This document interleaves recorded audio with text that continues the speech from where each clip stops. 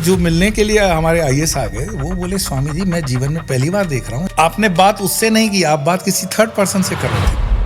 मैंने कहा बिल्कुल, जिसने पजेस किया हुआ है मैं उससे बात कर रहा था। आपके पास आते हैं भी तंत्र के कोई केसेस या फिर? पिताजी ने बहुत विनम्रता से कहा कि मेरी बेटी की है ना आईएएस हो गए, अब ज्वाइनिंग थी, 6 महीने के बाद अचानक से उनको चक्कर आता है, वो गिरती हैं, अभी बिल्कुल वो वेजिटेबल हो गई है बॉडी। तो मैंने उनका नाम लेकर के कहा कि मैं बात कर रहा हूँ, मेरी बात सुन रहे हो? तो उन्होंने आंख छपक के बोला मैंने कहा इनकी गलती हुई थी? उन्होंने बताया हाँ।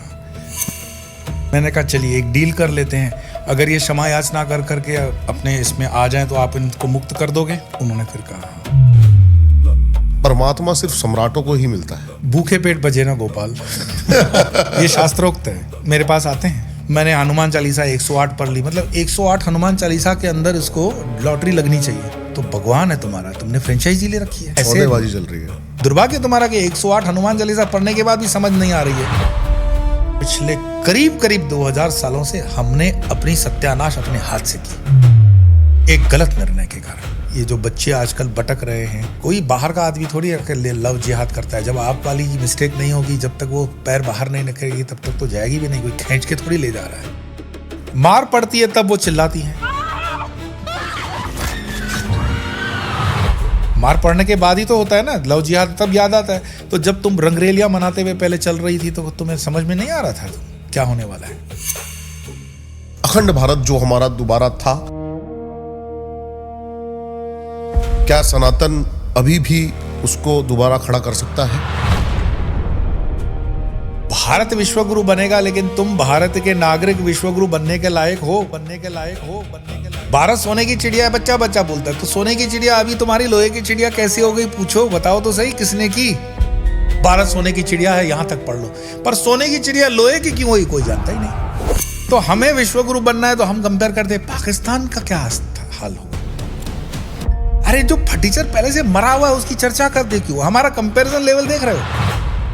हमारे संतों को इस चीज को लॉजिकली एक तार्किक बुद्धि से बिठाना पड़ेगा कि धर्म क्या है, राजनीति क्या है, इतिहास क्या है। कुछ पढ़ो, पढ़कर के आओ। ऐसे थोड़ी बस कहीं से भी फ्रेंचाइजी ले ली, भागवत कथा में ठुमके लगा दिए, करोड़ों के पैकेट आ रहे हैं, मौज मस्ती करो, एसी के चैम्बर में बैठो। मैंने आपको नीचे यही कहा। और अगर भगवा पहुंचता है तो फिर उसको छूछात का है कि प्याज खाऊं कि लहसुन खाऊं। अरे तुम्हारा भाई तुमसे छूट रहा है, गले लगा लो भाई उसको। मेरे साथ तो एक अभी इंसिडेंट हुआ है। मैंने जो बुद्धिज्म की वीडियो डाली, हमारे ही एक बहुत बड़े संगठन से मुझे फोन आता है, ये वीडियो डालो। मैंने कहा सर आपने वीडियो देखी? कहते नहीं। मैंने कहा मेरे को आधे घंटे की वीडियो देख के कॉल करिए। और आधे घंटे बाद वो मेरे को कहते हैं भाई।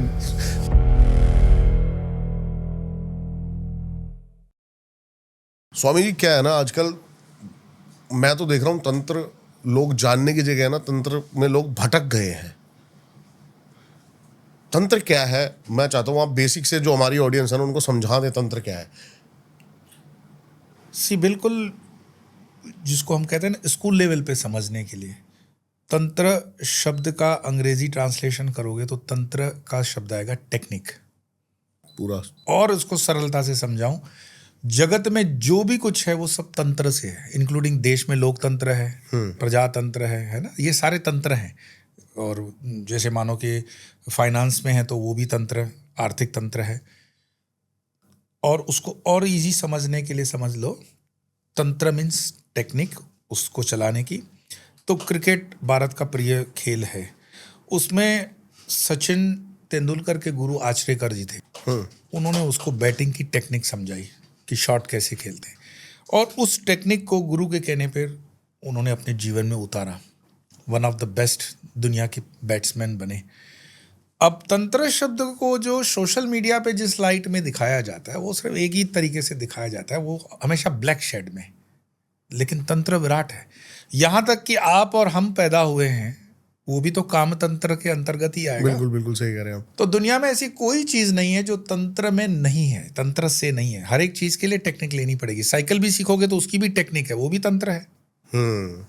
हाँ, आध्यात्मिक तंत्र का जो है उसमें फिर जो भी उसकी फील्ड्स खुलती हैं उसको उसके साथ हम जोड़ सकते हैं। बट तंत्र बहुत एक विराट है, और उसको टेक्निक से ही हम समझेंगे तो समझ में आ जाएगी चीज। जब अभी हम नीचे बैठे थे, आपने कहा कर्म ही प्रधान है।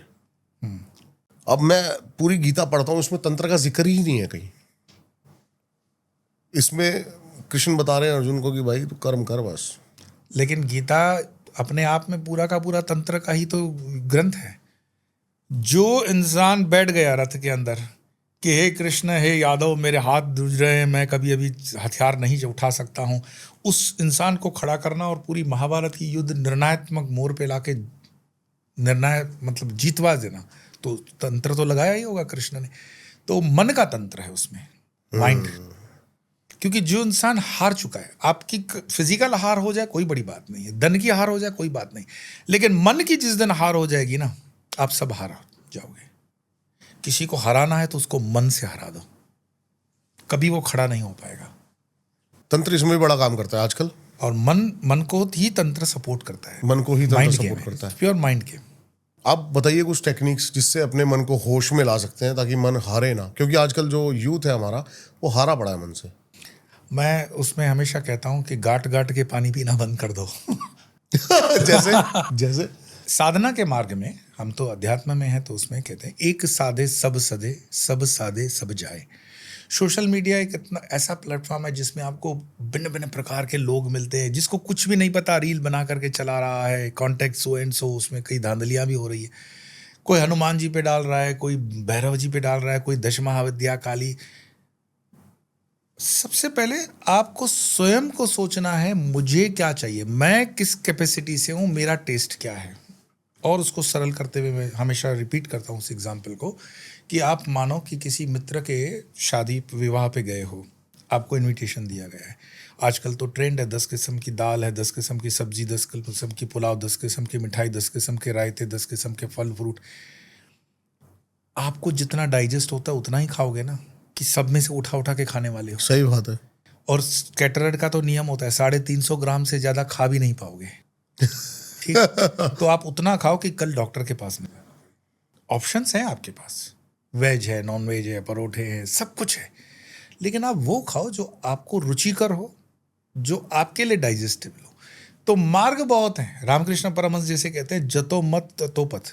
जो जैसा मार्ग लेता है उस पथ के माध्यम से वो वहां पहुंच जाता है, अपने इष्ट की तरफ पहुंच जाता है। हम जो पूछते हैं ना आपका इष्ट, तो कोई कृष्ण के मार्ग से चलेगा तो कृष्ण के पास पहुंचेगा, कोई देवी का मार्ग लेगा देवी से पहुंचेगा, कोई विष्णु के मार्ग से चलेगा विष्णु। पर मार्ग बार बार बदलना मूर्खता है। अभी कार लेके निकले हो बंबई से दिल्ली, और बीच बीच में यू टर्न करके फिर से यार यहाँ वड़ा पाव खा लेते हैं, यहाँ चाय पी लेते हैं, या उसल पाव खाते हैं, पाव भाजी खाते हैं। क्या बात है, भटक जाओ। बहुत बढ़िया। आप इस बात से मेरे को याद आ गया, कल ही मैं बुल्ले शाह जी को पढ़ रहा था, उन्होंने कहा कि एक कुत्ता दर दर फिरे तो दर दर तुर तुर होवे, जा एक दर्जा होके पै जा तो कानून तुर तुर होवे। यही गुरु भक्ति है। गुरुमुखी होना यही है। तंत्र में भी बहुत सारे रास्ते हैं, तामसिक, सात्विक, राजसिक। ये समझाइए आप, ये क्या है ये चीजें, और कैसे लोग चुने, या क्या उनके लिए बेस्ट है? बाहर तो बाद की चुनाव है, पहले भीतर का अपना चुनाव है। मैंने कहा ना, मेरी प्रकृति क्या है, मेरी सात्विक प्रकृति है, राजसिक प्रकृति है, तामसिक प्रकृति है। अब उसमें भी आपका खान पान, उसमें देख लो, आपका खान पान राजसिक है, सात्विक है, तामसिक है। तो जो पैरामीटर्स हैं उसमें शर्म करने की बात नहीं है। हमें दुनिया को इम्प्रेस करना छोड़ देना चाहिए। हम कम से कम अपने से ईमानदार हो जाए। अध्यात्म में सबसे बड़ी बात, एक कहावत है कि डॉक्टर के पास और वकील के पास शरीर पे कपड़े नहीं रखने चाहिए, तो ही वो आपके लिए काम। क्या बात है, बिल्कुल सही कह रहे हैं। तो ये दुनिया के पैरामीटर से मैंने बताया। लेकिन तीसरा पैरामीटर अध्यात्म का, गुरु के सामने भी अगर कुछ छिपा लोगे तो गुरु काम नहीं कर पाएगा। गुरु कहता है कि तुम जो हो, जैसे भी हो, अपने आप को मेरे हवाले कर दो, मैं तय कर लूंगा कि तुम्हें कौन सी शेप देनी है, मैं कहाँ तुम्हें ले जाऊंगा। यथा योग्यम तथा कुरु, तुम्हारी योग्यता के अनुसार मैं ले जाऊंगा तुम्हें, पर तुम समर्पण के साथ आओ तो सही। लेकिन हम गुरु से ज़्यादा गुरु घंटाल बनते हैं, है ना। एक पाँव इसके पास दिया, दूसरा मेरे पास भी ऐसे आते हैं। स्वामी जी वो 10 महाविद्या में आजकल एक वो चल रहे हैं, मैं उनके पास भी गया था, ये उससे लिया, भैरव जी का उससे लिया। तो मैं कहता हूँ भाई, हम चलती फिरती तुम्हारी रेस्टोरेंट नहीं है, ये जगह तुम्हारे लिए नहीं है। हम कहते हैं एक साधे सब सदे, सब साधे सब जाए। हम तुम्हारी तरह मुंह सब जगह मारने का अलाउ नहीं करते। तो जिस दिन तुम्हारी निष्ठा मेरी प्रति हो जाए, परंपरा के प्रति हो जाए, तब आ जाना। हमें तुम्हारी कोई ज़रूरत नहीं। गुरुजी लेकिन है ना, उनकी भी गलती नहीं है। आप देखेंगे ना, एक बार आप डालेंगे सोशल मीडिया पे कोई चीज़ टाइप करेंगे तो आपको 10 भटकाव दिखेंगे। जैसे कि लोग अब क्या करें, राधे राधे नाम जपें या कामाख्या में बलि चढ़ाएं, करें क्या अपनी समस्या का समाधान कराने के लिए? मेरे ख्याल से हम जिस पे बात कर रहे हैं बारंबार वही है, पहले स्वयं को तो जान लो। मेरी चॉइस क्या है, मेरा इष्ट क्या है, मेरा कुल देवता क्या है, मेरे फैमिली पैरामीटर्स के अंदर मैं, मेरी परवरिश में क्या है, मेरे लिए डाइजेस्टेबल है क्या? ये गुरु बता सकता है?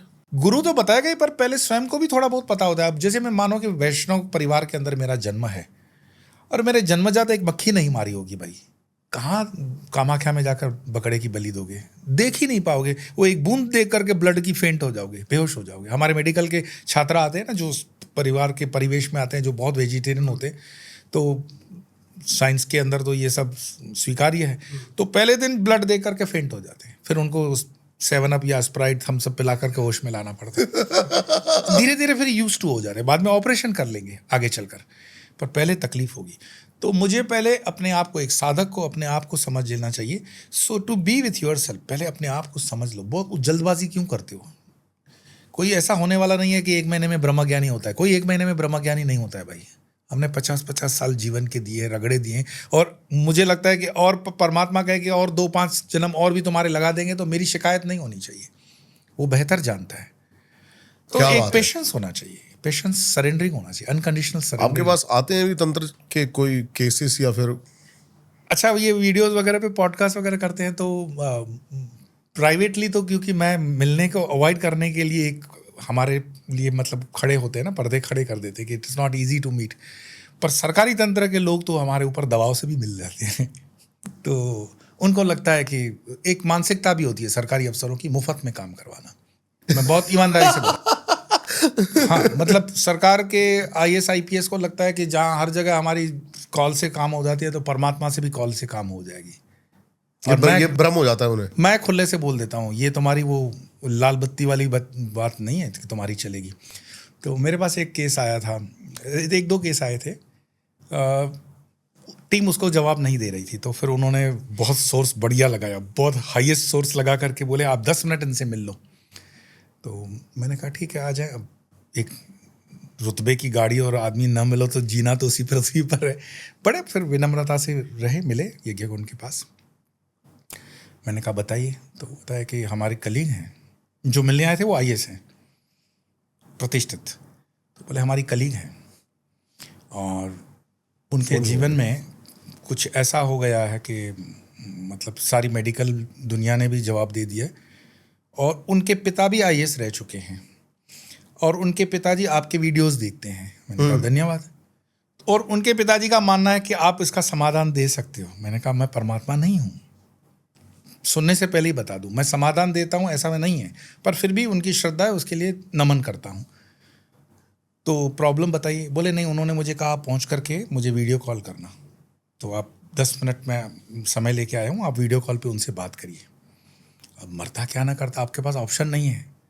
मैंने कहा लगाइए, बात कर लेंगे। तो मैंने बात की। पिताजी ने बहुत विनम्रता से कहा स्वामी जी मैं आपके वीडियोज़ वगैरह देखता हूँ। अब मूल बात पे आते हैं कि मेरी बेटी की हिमाचल के अंदर मतलब IAS की जो ट्रेनिंग वाला पोर्शन होता है ना, IAS हो गए, अब ज्वाइनिंग थी। तो वो हिमाचल में उन्होंने ज्वाइनिंग दी और बहुत सब कुछ बढ़िया चल रहा था। सीनियर्स भी बहुत खुश थे, काम भी बहुत बढ़िया चल रहा था। लेकिन 6 महीने के बाद अचानक से उनको चक्कर आता है, वो गिरती हैं और अभी बिल्कुल वो वेजिटेबल हो गई हैं बॉडी। दिल्ली का कैसा है? तो मैंने बोला अपने मेडिकल हेल्थ। बोले हमारे लेवल की सारी हाईएस्ट एम्स में गए, और एम्स वालों ने भी बताया कि एज सच इनको कोई बीमारी नहीं है। कोई नस वगैरह दब गई होगी तो वो डायग्नोसिस नहीं हो रही है, पर बीमारी नहीं है इनको। और मैं जो देख रहा हूँ व्हील चेयर पर, वो बिल्कुल ऐसे वेजिटेबल बॉडी है और बिल्कुल मतलब अनमैरिड लड़की। तो देखा मैंने कहा ये बात करती हैं? बोले बिल्कुल बात नहीं करती हैं। मैंने कहा आप जो उनकी सेवा कर रहे हो, आप कैसे समझते हो इनका? तो बोले वो जो मुन्ना भाई MBBS में ना, आँख ऐसे बंद करेगी तो हाँ और न 2 बार ना, बस वो एक रास्ता बचा है हमारे पास। मैंने कहा माइक ऑन करके इनसे बात करवाइए मेरी। तो मैंने उनका नाम लेकर के कहा कि मैं बात कर रहा हूँ, मेरी बात सुन रहे हो? तो उन्होंने आँख छपक के बोला हाँ। मैंने कहा जो मैं कह रहा हूँ उसका आप सत्य में जवाब देंगे तो मुझे बहुत अच्छा लगेगा। मैं कोई आपकी इस समय कोई क्रिया नहीं कर रहा हूँ, पर आपका प्रवेश है। तो उसने आँख कर दी। मैंने कहा इनकी गलती हुई थी? तो उन्होंने बताया हाँ। मैंने कहा चलिए एक डील कर लेते हैं, अगर ये क्षमा याचना कर करके अपने इसमें आ जाएं तो आप इनको मुक्त कर दोगे? उन्होंने फिर कहा हाँ। मैंने कहा कोई बात नहीं, बढ़िया। मैंने इनके पिताजी को कहा बात हो गई। बात ये सामने जो बैठे हुए थे वो जीवन में पहली बार देख रहे थे। ये अपने IAS IPS जो होते हैं बिल्कुल तो बिल्कुल पूजा पाठ का टाइम हाँ, नहीं होता है। उनके पिताजी ने कहा कि स्वामी जी क्या करना है अभी? मैंने कहा मैं आपको बता दूंगा, आप वैसा कर लीजिएगा, मेरे से कुछ नहीं होगा, मैं आपको किसी का पता दे दूंगा, आप वहाँ पहुँच करके करवा दीजिएगा तो हो जाएगा। अब ये बात तो साइड में रह गई। जो मिलने के लिए हमारे IAS आ गए वो बोले स्वामी जी मैं जीवन में पहली बार देख रहा हूँ एक आदमी वीडियो कॉल पे बात कर रहा है, आपने बात उससे नहीं की, आप बात किसी थर्ड पर्सन से कर रहे थे। मैंने कहा बिल्कुल, जिसने पजेस किया हुआ है मैं उससे बात कर रहा था। तो बोले हाउ कम? वो पढ़े लिखे लोग होते हैं ना, ऐसे कैसे कोई पजेस कर सकता है, और आपको कैसे पता चला कि वो पजेस्ड है? मैंने कहा एक चलता फिरता युवान 25-28 साल 30 साल की उम्र में ये परिस्थिति कभी भी मेडिकल लाइन में एक्सेप्शनल केस में बनती है, अदरवाइज नहीं बनती है। जब तक इसको पटक के नहीं मारेगा तब तक ये वेजिटेबल नहीं बनेगा। इसको पटक के मारा है। आप लोगों आए हो, होमवर्क ठीक करके नहीं आए हो। अब होमवर्क कर लेना, आपको वो भी मिल जाएगा। तो क्या होमवर्क करना है? मैंने कहा जहाँ वो पोस्ट थी उनकी लास्ट, उस ऑफिस में वापस जाओ और उसमें बाबुओं से मत पूछना, सीनियर से मत पूछना कि क्या हुआ।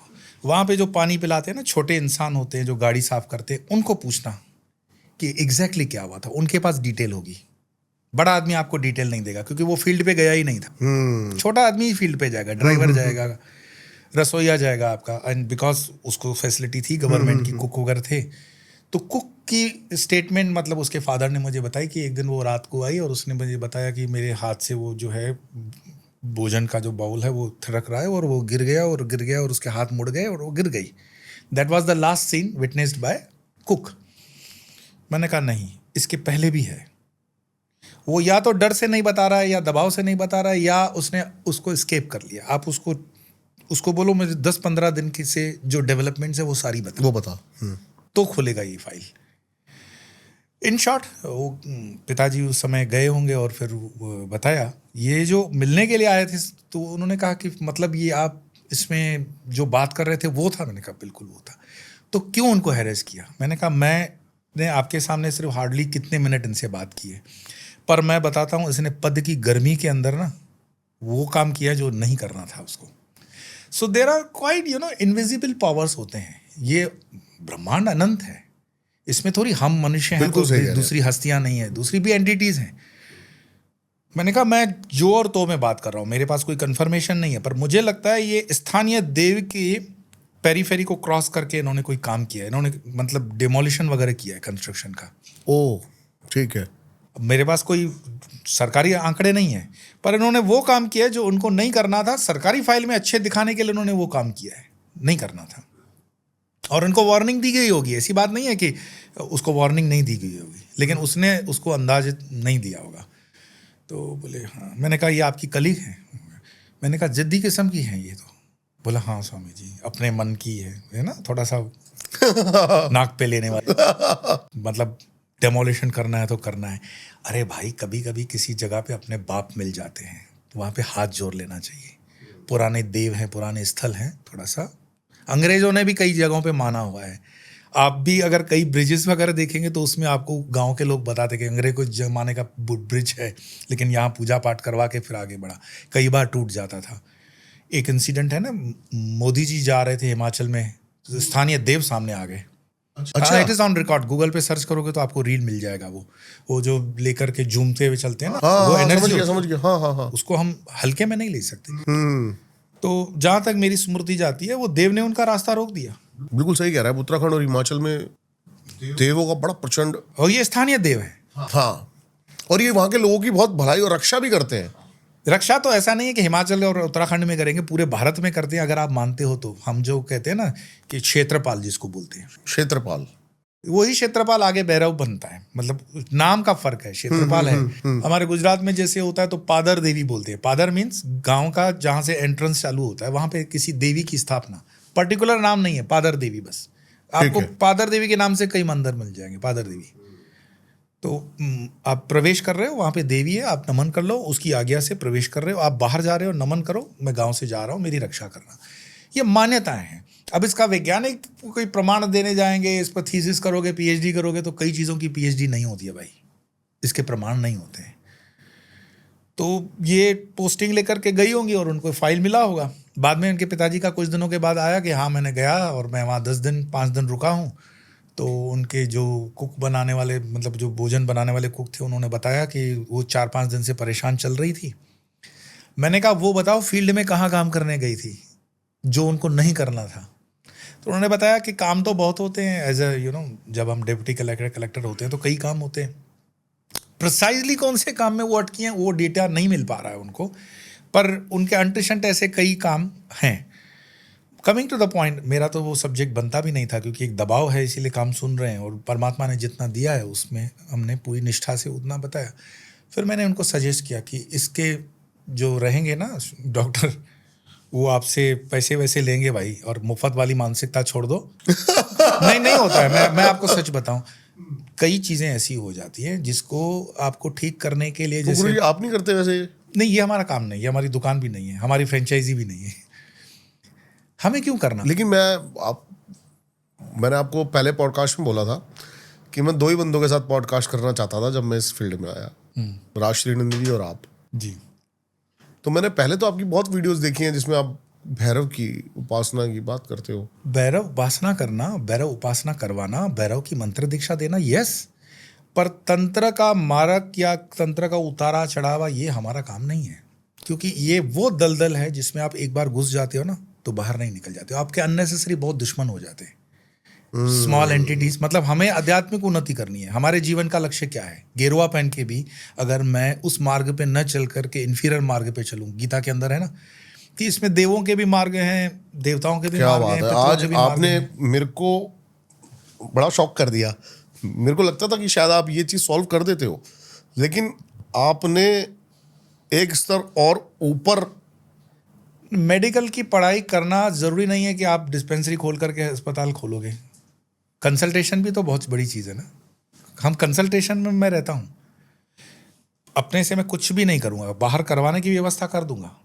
20 लाख रुपए का लोग खर्चा करके कामाख्या वगैरह में करवाते हैं, नो डाउट, पर वो चीज़ हम नहीं करते। हम क्यों नहीं करते? मैं इंडिविजुअली इसलिए नहीं, क्योंकि उसमें आपको अपने साधना का भी बल देना पड़ता है।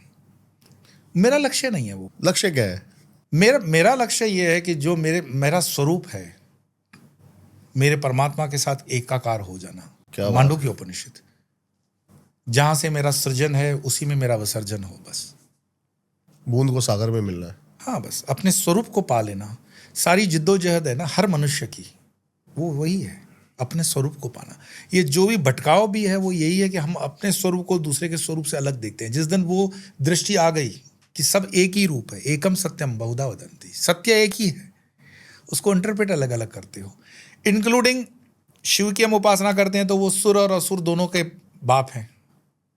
मैंने आपको बताया ना, मैं बहुत आजकल पढ़ रहा हूँ, तो अभी मैंने बताया, मैंने बुल्ले शाह, मैंने कबीर पढ़े तो वो कह रहे हैं कबीरा कुआं एक है, पानी भरे अनेक, बस भांडे भांडे का फर्क है, पानी सब में एक। सब में एक है। तो वो जो सूर्य है वो सबके लिए एक है। आपने कभी सुना है सूर्य ने किसी चोर उचक्के को बोल दिया कि तुम्हारे लिए हिंदू पे अलग, मुस्लिम पे अलग, या ऑक्सीजन हिंदू ने ज्यादा लियो मुस्लिम ने ज्यादा लियो? ये व्यवस्था है, समाज की व्यवस्था है और उसको हमें आदर करना चाहिए। मैं अपने देश और अपने सनातन के दायरे में खुश हूँ। मुझे दूसरों की परपंच नहीं करनी, दूसरों की पंचायती में नहीं जाना कि फलां धर्म क्या कहेगा, फलां दर्शन क्या कहता है। मेरा सनातन इतना विराट है कि इस जन्म में भी थोड़ा सा समझ पाऊँ ना, इतना बार तो भी बहुत है। हरि अनंत, हरि कथा अनंत, हजारों वर्षों की हमारी सभ्यता है, हमें गौरव होना चाहिए। ऋषि मुनियों की हम संतानें हैं, क्या इन छोटी मोटी फालतू चीज़ों में दिमाग लगा रहे हैं? मेरे अपने लिए बोल रहा हूँ। बाकी तो जिसकी जो चॉइस है। मैंने एक लास्ट पॉडकास्ट में बात करी थी, पता नहीं आप इस पे बात करना चाहेंगे नहीं, लेकिन हमारे जो रमेश सुरेश है ना, ये बड़े चद्दर आजकल चढ़ाते हैं, अपने तंत्र उतरवाने के लिए मौलवियों के पास जाते हैं, क्या सही है? जिसको अपने इष्ट के प्रति श्रद्धा नहीं है, मतलब आपको अपनी माँ के प्रति अगर श्रद्धा नहीं है तो पड़ोस की स्त्री में आप माँ ढूंढते हो। घर में माँ बैठी हुई है और पड़ोस के किसी स्त्री को माँ बोलो तो आपकी माँ के हृदय पे क्या गुजरेगी? लोग कहते हैं ना हमारे घर में दरिद्रता क्यों है, गरीबी क्यों है, भुखमरी क्यों है, नौकरी क्यों नहीं होती, शादियाँ क्यों नहीं होती। तुम्हारी कुल देवी को तुमने नाराज कर रखा हुआ है भाई। मुझे बताओ ना, हिंदुस्तान में सनातनी धर्मी जितने भी हैं उनके परिवारों में कुल देवी की कितनी पूजा हो रही है आज? जिसके कारण हम हैं, जो डीएनए बोलते हैं ना, दैट डीएनए बिकॉज ऑफ कुलदेव की वजह से। आप उसका नाम जानो न जानो, मैंने तो उसका समाधान भी दिया अपने वीडियो के माध्यम से कि कुछ नहीं, आप कुलदेव नहीं जानते हो तो भी एक कलश पर उसकी स्थापना करो कि आप हमारे कुलदेव हो, क्षमा चाहते हैं कि आपका नाम भी नहीं जानते पर आप हमें जानते हो, वो तो ऊपर सर्वोपरि वो जानता है। तो आप अपनी कृपा दृष्टि बना रखो, हमारे भटकाव से हमें बचाओ, तो आपके बच्चे भी भटकेंगे। ये जो बच्चे आजकल भटक रहे हैं, कोई बाहर का आदमी थोड़ी लव जिहाद करता है। जब आप वाली की मिस्टेक नहीं होगी, जब तक वो पैर बाहर नहीं निकलेगी तब तक तो जाएगी भी नहीं। कोई खींच के थोड़ी ले जा रहा है। आपकी संस्कृति, आपकी संस्कार उसमें कमजोर पड़ रहे हैं। पूरे भारत में सिर्फ मैं ही एक ऐसा पॉडकास्टर था जिसने अभी केरला स्टोरी 2 के डायरेक्टर के साथ पॉडकास्ट किया है, और सब ने वो टॉपिक लेने से भी मना कर दिया था। उन्होंने मुझे बताया ये बात, कह रहे आपने कैसे हाँ कर दी हमें। मैंने कहा अगर ये सीरीज समाज में बहुत ज़्यादा गंभीर इशू है तो मैं इस पे बात करना चाहता हूँ। तो उन्होंने मेरे को ऐसे से प्रूफ दिए और ऐसी ऐसी चीज़ें बताई जो कि बड़ी सोचने वाली थी, कि वही लड़कियां जो पहले खुद पैर बाहर निकाल कर जाती हैं लेकिन बाद में क्या उनको पछताना पड़ता है। मार पड़ती है तब वो चिल्लाती हैं, है ना। मार पड़ने के बाद ही तो होता है ना लव जिहाद, तब याद आता है। तो जब तुम रंगरेलियां मनाते हुए पहले चल रही थी तो तुम्हें समझ में नहीं आ रहा था क्या होने वाला है। मानो तो बिल्कुल सही कह रहे हैं आप अपने कुनबे को छोड़ करके, बकरियां जब चलती है ना झुंड में चलती है, और बकरी अगर झुंड से अलग होकर गाय के झुंड में जाएगी तो गाय उसे लेपर्ड उठा लेगा, लेपर्ड उठा ले जाएगा। क्यों करते हो ऐसा काम? वहाँ पे हमारे मेरे ख्याल से हिंदू भी एक थोड़ा सा मतलब निर्बल है, अपना मनोबल उसका ऊंचा नहीं है, इसीलिए भटकाव है इस पूरे लोगों में। सनातन की बात करते हैं थोड़ी सी। हाँ बिल्कुल, सनातनी है, गर्व से सनातनी है। अभी मेरा एक पॉडकास्ट भी हुआ था, इसमें सनातन और बुद्धिज्म की बड़ी बहस छिड़ी थी। कैसे भट गए सारे, क्या लगता है आपको? देखो, जहाँ प्रकृति है वहाँ विकृति सहज रूप से आएगी। हम गंगा जी को बहुत पूजते हैं, गंगा जी हमारे लिए पूज्य है, लेकिन क्या हमेशा गंगा का जल हमेशा पीने लायक रहेगा? अगर बॉटल में भर के रख दो तो उसमें विकृति आ जाएगी। दूध अमृत है लेकिन दूध भी फटता है। तो जहाँ प्रकृति है यही द्वैत है, जहाँ प्रकृति है उसमें विकृति आएगी, बाय डिफॉल्ट आएगी। अगर ये विकृति वाला एलिमेंट निकल जाए परमात्मा से, सारा अमृतमय हो जाए, तो फिर ये लीला खेल सब बंद हो जाएगा। ये परमात्मा परमपिता परमेश्वर की इच्छा से हो रहा है। वो फेंक देता है पजल्स कि इससे पार करके आओ मेरे पास। और ये इतना आसान भी आप नहीं समझ सकते हो। जैसे मैं कहूँ कि अभी मनवंतर 64वां मनवंतर चल रहा है, तो 63वें मनवंतरों के बारे में जानते हो क्या कुछ? ये है क्या वैसे? मेरे को तो मनवंतर मतलब हुआ कॉस्मिक एज। ओके। कितनी बार ब्रह्मांड हमारा बना है, कितनी बार उजड़ा है, कितनी बार, ये 64वीं बार मतलब है। और उस 64वें मनवंतर के अंदर कितनी चतुर्युगी चल गई, द्वापर, त्रेता, सतयुग, कलयुग, कितनी बार हो गया। वो जो टाइम एंड स्पेस है ना, वो आपके लिए और मेरे लिए इस धरती पे है। धरती के इस फ्रेम से बाहर निकलने के बाद कोई टाइम एंड स्पेस थोड़ी लगता है। तो उस टाइम और स्पेस में बंधन बांधने के लिए परमात्मा ने पंच तत्वों वाला ये शरीर भी दे दिया। शरीर को उठा करके आप उड़ भी नहीं सकते हो, सपोज करो। तो जो ऋषि मुनि अपना जो ये सहस्त्रार खोल करके चले जाते तो शरीर उनको छोड़ना पड़ा, तभी तो वो जा पाते हैं। शरीर छूट जाता है, आगे की यात्रा है। But it's not that easy कि आप बस बैठो और बुक पढ़ ली या कोई रील देख ली तो अनंत की यात्राएं करोगे, ये कुंडलिनी जागृत होगी। ये सब बकवाद है, इतना कोई जल्दी नहीं होता है भाई। उसके लिए रगड़ना पड़ता है, खूब साधना करनी पड़ती है, आपको अपने कंफर्ट जोन से बाहर आना पड़ता है। आप चाहोगे कि मैं रहूं भी कंफर्टेबल एसी के अंदर, खाऊं भी पिज़्ज़ा बर्गर और भगवान मिल जाए, ऐसे नहीं होता है। सनातन में मैंने जितने भी भगवान देखे, चाहे हमारे राम हैं, चाहे कृष्ण हैं, माँ काली, सबके हाथ में शस्त्र है। फिर भी हमारा पतन होता चला गया सनातन का। और जिनके हाथ में शस्त्र नहीं है, चाहे वो बुद्ध हैं, चाहे वो क्रिश्चियनिटी, चाहे वो जीसस हैं, वो इतने बड़े विस्तार रूप में आ गए। मैं इसको देखता हूँ कि जैसे मैंने बताया प्रकृति और विकृति होती है, तो कोई एक ऐसा समय था जब सनातन अपने पीक पे था, चंद्रगुप्त मौर्य। थोड़ा सा सब्जेक्ट इतिहास का आपका नहीं भी होगा पॉडकास्ट पे, पर आपके व्यूअर्स समझेंगे तो उनको मज़ा आ जाएगा। बताइए बताइए। भारत सोने की चिड़िया है, पढ़ते हैं, एक दूसरे से बात करते हैं ना, भारत सोने की चिड़िया है, ठीक। मैं आपसे बहुत विनम्रता से पूछता हूँ, भारत सोने की चिड़िया रहा है, कब से भारत सोने की चिड़िया नहीं रहा? वो कौन सा काल था? एक पर्टिकुलर पर्सन पे तो अकाउंटेबिलिटी लगाओगे कि नहीं लगाओगे कि इसने गिराया उसको? तो एफआईआर अगर दर्ज करनी पड़े तो किस पे करोगे?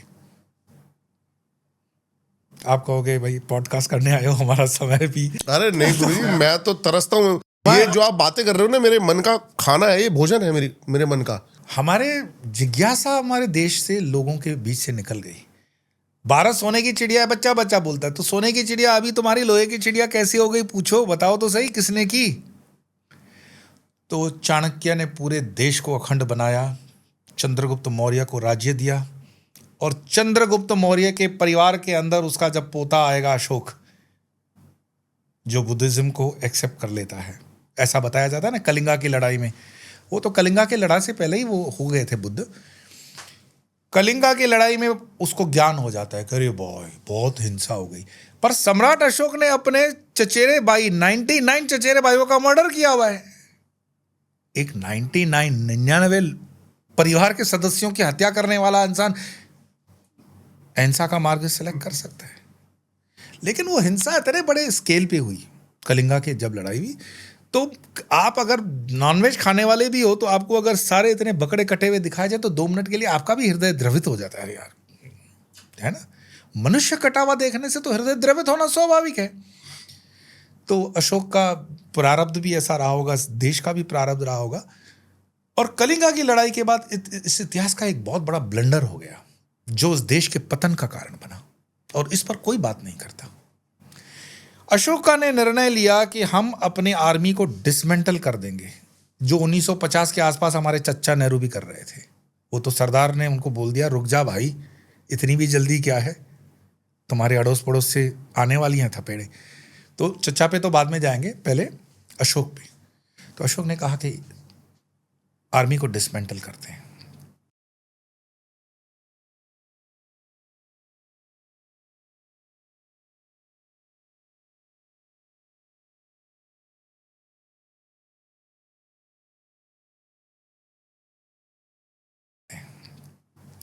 तो कल्पना करो कि जो चाणक्य चले होंगे तक्षशिला से और नालंदा तक और पूरा अखंड भारत, आपका इजिप्ट तक अखंड भारत लगभग उसने कर दिया।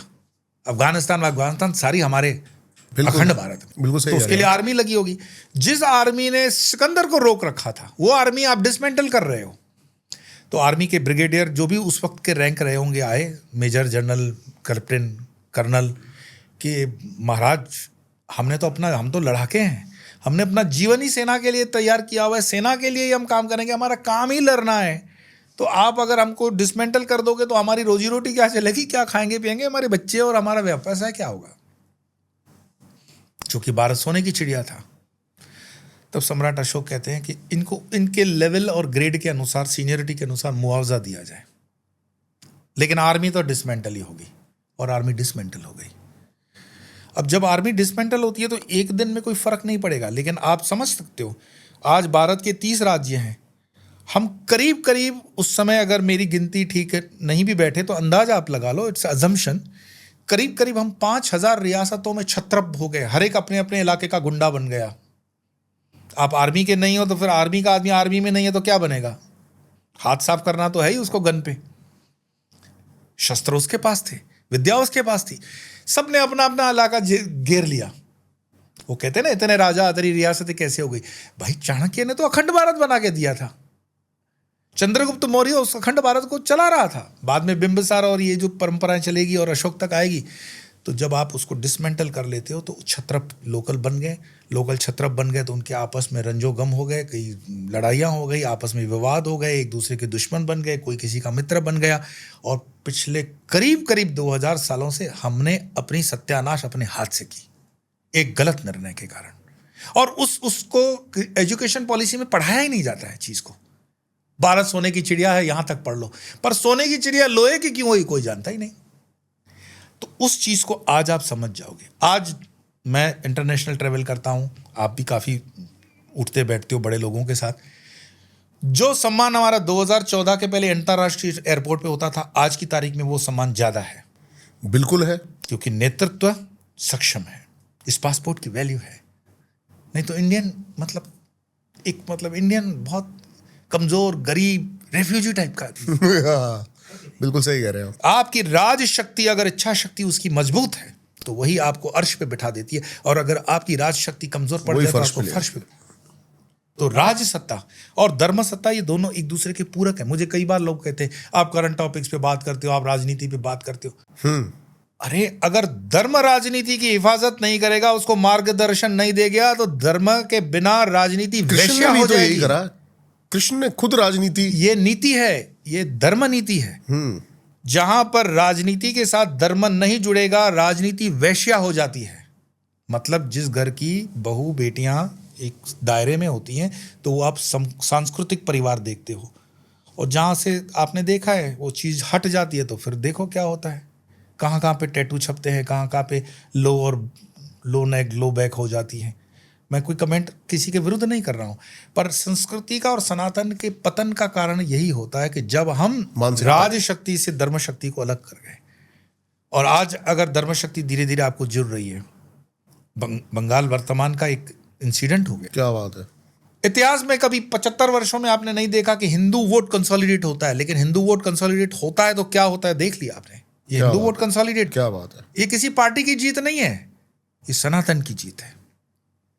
और अगर हम चूक गए, विचारधारा की जीत है। विचारधारा मतलब हिंदुत्व की जीत।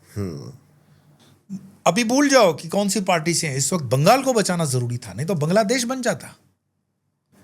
मैं नहीं कहता हूं संघर्ष समाप्त हुआ है, संघर्ष समाप्त नहीं हुआ है अभी भी बंगाल का, परंतु आपको पैर रखने की जगह मिल गई, नहीं तो रेफ्यूजी हो जाता है वहां का हिंदू। क्या बात है। तो हमें हमारे संतों को इस चीज को लॉजिकली एक तार्किक बुद्धि से बिठाना पड़ेगा कि धर्म क्या है, राजनीति क्या है, इतिहास क्या है। कुछ पढ़ो, पढ़कर के आओ। ऐसे थोड़ी बस कहीं से भी फ्रेंचाइजी ले ली, भागवत कथा में ठुमके लगा दिए, करोड़ों के पैकेट आ रहे हैं, मौज मस्ती करो, एसी के चैम्बर में बैठो। मैंने आपको नीचे यही कहा, आज भी हमारे आदिवासी विस्तारों के अंदर भगवा नहीं पहुंचा है, पादरी पहुंच गए, पादरी पहुंच जाते हैं। और अगर भगवा पहुंचता है तो फिर उसको छूट-छाट का है कि प्याज खाऊं कि लहसुन खाऊं। अरे तुम्हारा भाई तुमसे छूट रहा है, गले लगा लो भाई उसको। क्या बात है। आपके कमेंट्स में आएगा तो महाराज जी आप कार्य कर रहे हो। हम कार्य कर रहे हैं ना, दक्षिण गुजरात को हमने बचाया है ना, पूरा 80% कन्वर्जन हो गया था डांग जिले का, वापस ले आए ना। इसीलिए तो हमें संघर्ष भी करना पड़ा, जेलों तक में जाना पड़ा। क्रिश्चियन मिशनरी जो काम वहां पे, उसका क्रिश्चियन मिशनरी का मेरा एक दोस्त हुआ है। नहीं, इसमें मैं क्रिश्चियन मिशनरी को दोष इसीलिए नहीं देता हूं, वो एक लड़की से शादी करी है, कुछ पैसे वैसे मिले हैं कुछ। नहीं, ऐसा बात नहीं है कि हिंदुस्तान में आपको अपने जीने के लिए आपकी लालच आपको मरवाती है। तो पैसे कोई देगा मात्र 1.5 लाख रुपए। मैं कहता हूं 1.5 लाख में जो अपना धर्म बेच सकता है तो 5 लाख में माँ बहन भी बेच देगा। रामकृष्ण परमहंस कहते हैं, उनके जीवन में भी एक इंसिडेंट है। मधुसूदन का करके कोई व्यक्ति है जो अच्छे भजन गाता है धर्मांतरण से पहले, और बाद में वो क्रिस्ती धर्म अपना लेता है। तो ठाकुर से मिलने आते हैं रामकृष्ण से, तो रामकृष्ण उसको पीठ दे के मुँह बदल देते हैं। तो वो कहते हैं कि ऐसे क्यों ठाकुर, मैं आदमी भी वही हूँ, भजन भी वही गाता हूँ। तो ठाकुर उसको इशारा करके बताते हैं कि जो पेट के लिए अपनी आस्था को बदल देता है उस पर भरोसा नहीं किया जा सकता। विवेकानंद कहते हैं हमारे देश में छुआछूत इतनी है कि उसको टच नहीं करना, ये टच नहीं करना, ये यहाँ नहीं बैठेगा, वहाँ नहीं बैठेगा। द मोमेंट वो कन्वर्ट होकर के कोट पहन के क्रिश्चियन बनकर आता है तुम उसको गले लगा लेते हो। ये हिंदुओं का दोष है। क्या फर्क पड़ जाता है? कोट और टाई पहनने में मतलब जो पहले आपके लिए अछूत था वो अभी आपके लिए बहुत प्रिय हो जाता है। मतलब बुद्धि कहाँ भ्रष्ट है? बुद्धि हिंदू की भ्रष्ट है। बिल्कुल बिल्कुल बुद्धि। और अगर उसकी खान पान के अंदर मानो प्याज है, लहसुन है, या उसकी ट्रेडिशनल जो भी फूड है, ये उसका निजी निर्णय है। सनातन को अगर एक रखना होगा तो छोटी मोटी इन चीज़ों पर से ध्यान हटा करके हमें बहुत योजनाबद्ध तरीके से इस तरह आगे बढ़ना होगा, तो ही हम बच पाएंगे। ये राजनीतिक एजेंडा नहीं हो सकता, ये धार्मिक एजेंडा। मेरे साथ तो एक अभी इंसिडेंट हुआ है स्वामी जी कि मैंने जो बुद्धिज्म की वीडियो डाली और वो एक नेचुरल डिबेट था। ये चैनल में जैसे बताया जजमेंट नहीं है, तो अपनी विचारधारा रखना है। हमारे ही एक बहुत बड़े संगठन से मुझे फोन आता है, फोन आता है ब्रांच से, ये वीडियो हटा दो। मैंने कहा सर आपने वीडियो देखी? कहते नहीं। मैंने कहा मेरे को आधे घंटे की वीडियो देख के कॉल करिए, और आधे घंटे बाद में मेरे को कहते सॉरी यार गलती हो आप मिलने आओ, हमसे मिलने आओ। नहीं, इस तरह के दबाव तो देखो राजनीति क्योंकि हमने बहुत प्रमोट कर ली है समाज में। आजकल किसी भी पहले बच्चे को पूछते थे तो लोग पहले 50 साल पहले पूछते तो बोलते थे डॉक्टर बनना है, टीचर बनना है। आजकल किससे पूछो, राह चलता भी आदमी बोल देता है मैं पॉलिटिक्स में जाना चाहता हूँ। क्यों? हर इंसान को पावर चाहिए, अंधाधुंध और पैसा चाहिए, और उसको लगता है पॉलिटिक्स में ये है। और उसके बाद दूसरा नंबर का कोचिंग लेकर के भी, बर्बाद होकर के भी मुझे IAS IPS बनना है, क्योंकि भ्रष्टाचार का वो बहुत बड़ा अड्डा है आजकल। बच्चों के माइंडसेट से हम तो मतलब चरे हुए थी। मेरी तो यात्रा चलने की है, और जीवन में पदार्थ का मेरे कभी मोह नहीं रहा कि मुझे ये चाहिए तो मैं कंफर्ट जोन में रहूं। मैं हमेशा कंफर्ट जोन को छोड़ करके चलता हूं, तो काफ़ी लर्निंग होते हैं। जीवन लर्निंग प्रोसेस है। तो जब इन युवाओं से मिलता हूं तो उनके एम्बिशंस को सुनता हूं तो बड़ा आश्चर्य लगता है कि हम किस तरफ जा रहे हैं। गुरु जी आपने फिर भी कुछ सोचा कि कुछ कैसे बदल सकता है ये सब कुछ? अखंड भारत जो हमारा दोबारा था, विश्व गुरु, क्या सनातन अभी भी उसको दोबारा खड़ा कर सकता है? मैं बहुत पॉजिटिव हूँ इस मामले में, आशावादी भी हूँ। इसलिए आशावादी नहीं हूँ कि मैं हूँ, क्योंकि हमारे गुरुजन बोल के गए हैं। स्वामी विवेकानंद 1897 विवेकानंद रॉक मेमोरियल जो है ना अभी, वहाँ से वो बोलते हैं कि मैं देख रहा हूँ भारत माता पूर्ण वैभव के साथ जग रही है और वो विश्व गुरु बन करके ही रहेगी। ये विवेकानंद के शब्द हैं। उसके 50 साल के गैप में अरविंदो घोष बोलते हैं कि भारत गुरु स्थान पर आएगा। मैं बहुत से पॉडकास्ट वगैरह में होता है तो ये चीज़ भी होती है, इस पर काफ़ी एपिसोड्स भी हैं कि भारत विश्व गुरु बनेगा, विश्व गुरु भारत विश्व गुरु बनेगा। लेकिन तुम भारत के नागरिक विश्व गुरु बनने के लायक हो? जहां लिखा है थूकना मना है वहीं थूक लेते हो। तुम अपने देश को मां समझते हो क्या? तुम्हारे भीतर, विवेकानंद जैसे कहते हैं, पीड़ा है कि मेरे देश के भीतर रहने वाले एक व्यक्ति को खाने की रोटी नहीं है, पहनने के कपड़े नहीं है, धर्मांतरण हो रहा है उस नाम पर। तुम्हारे अंदर पीड़ा है और उस पीड़ा के लिए तुम कुछ त्याग कर सकते हो क्या? हम चाहते हैं कि भगत सिंह पैदा हो, हर घर में पैदा हो, लेकिन वो पड़ोस के, मेरे घर में नहीं होना चाहिए। ये मानसिकता है हमारी। हम क्रांतिकारी पसंद करते हैं लेकिन पड़ोस में, अपने पास नहीं। तो हिंदुत्व के लिए या सनातन के लिए भुगतना है तो स्वामी योगेश्वरानंद को भुगतना पड़े, 7 साल पहले जेल में रहना पड़े कांग्रेस के, लेकिन हम उसके लिए योगदान नहीं। मैं तो भुगत भोगी हूं ना भाई। 7 साल में कौन सा हिंदू मुझसे मिलने आया, दिवाली की मिठाई लेकर आए, आपने बहुत बड़ा योगदान दिया है राष्ट्र के लिए। मुसलमानों के लिए तो बिरयानी आती थी जेलों में खुलेआम है, और हमें, मैं बहुत ऑन रिकॉर्ड बोल रहा हूँ, वो जो जेलर थे, वो सुपरिटेंडेंट थे, वो सारे हिंदू थे जो उनको बिरयानी आप सप्लाई कर रहे थे। और हमारी मिठाइयां रोकने वाला भी हिंदू ही था। पढ़ा मैंने सारा, रोज बिरयानी आती थी। तो कुल मिलाकर के हिंदू जागृत जब तक नहीं होगा, ठीक है, भारत गुरु स्थान पे पहुंचेगा, पहुंचना है 2040 तक हम उस स्थान पे पहुंचेंगे। अभी किसी ने मुझसे पूछा तो मैंने कहा क्या हम लोगों का कंपैरिजन पता है क्या है? हम लोगों का कंपैरिजन ये है कि भगवान शिव दर्शन दिए, बोले मांगो जो मांगना है। तो बोले जी भगवान मांग लूं, कुछ शर्त वर्त तो नहीं है? बोले शर्त ये होगी कि तुम जो भी मांगोगे तुम्हारे पड़ोसी के पास डबल हो जाएगा वो।